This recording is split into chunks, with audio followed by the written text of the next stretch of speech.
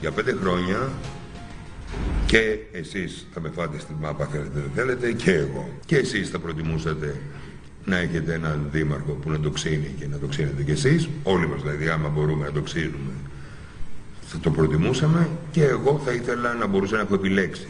Η πρώτη μέρα του Ηλία Ψινάκη στο Δημαρχείο του Μαραθώνα ξεκινά. Γνωριμία με τους εργαζόμενους. Δεν έχω τίποτα με κανέναν, ό,τι και να ψήφισε, ό,τι και να έγινε, με όποιον και να είναι και ό,τι και να έχει γίνει. Δεν έχω με εργαζόμενους, δεν έχω ποτέ καμία αντιπαλότητα. Πρέπει να είστε πάντα ευγενείς.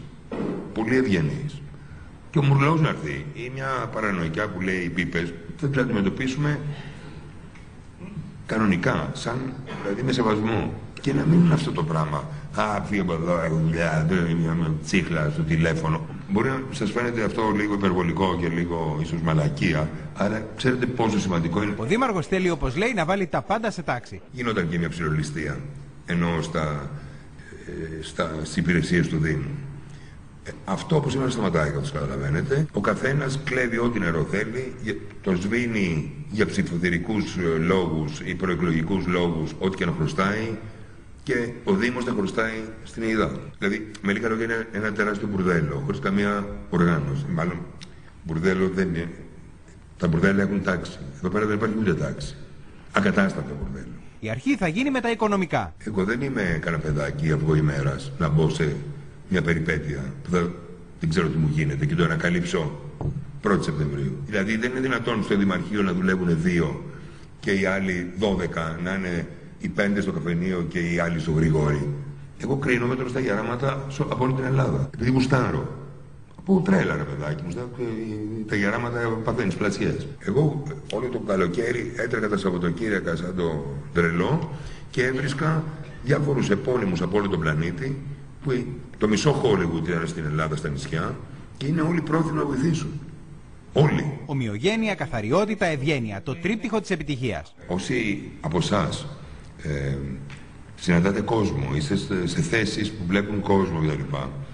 Είναι εννοείται ότι πρέπει να είναι λουσμένοι, πλημμένοι, να μην βρωμάνε και να μην είναι, από μόνοι τους να έχουμε όλοι σαν μια ομοιογένεια. Ώστε όταν έρχεται ο πολίτης ή ο δημότης ή ο τουρίστας να εξυπηρετηθεί, μην βλέπει το τσίρκο Μεντράνο που βάζει κάθε μία ότι κουκουλό της έρθει στο κεφάλι. Είναι από τάκ, πρέπει να είμαστε καθαροί, να μην βρωμάμε και να έχουμε και μια ομοιογένεια, ειδικά αυτοί που έρχονται, γιατί είναι η εικόνα του Δήμου. Εντάξει, πάνω κάτω εγώ σας τα είπα. Νομίζω ότι το πιάσατε το υπονοούμενο. Ο Ηλίας Ψινάκης ζήτησε από τους υπαλλήλους να τον φωνάζουν Ηλία και ξεκαθάρισε ότι για ό,τι πάει στραβά, υπεύθυνος θα είναι αυτός και όχι οι υπάλληλοι. Μη λέτε δήμαρχος. Απαγορεύεται. Ηλία θα με λέτε. Εγώ είμαι μάνατζερ, δεν είμαι δήμαρχος. Θα με λέτε Ηλία. Το δήμαρχε σε αυτές τις καταστάσεις δεν είναι κομπλιμέντο, θα το θέσω κομψά. Η πρεμιέρα Ψινάκη στο Δημαρχιακό Θόκο ενέπνευσε και ένα πολίτη, ο οποίος φορώντας χλαμίδα και κλαδιά έλια στο κεφάλι, υποσχέθηκε να ξεκινήσει μαραθώνιο μέχρι τη Σπάρτη για να τιμήσει τον νέο δήμαρχο. Απόκριες, άνοιξε το τριώδιο. Όχι κύριε Δήμαρχε, να έχετε καλή ηρωνία. Συγχαρητήρια, καλωρίζησα. Ευδιάθετη, χαμογελαστή και ορεξάτη για δουλειά, η νέα Περιφερειάρχης Αττικής Ρένα Δούρου ξεκίνησε πολύ νωρίς το πρωί.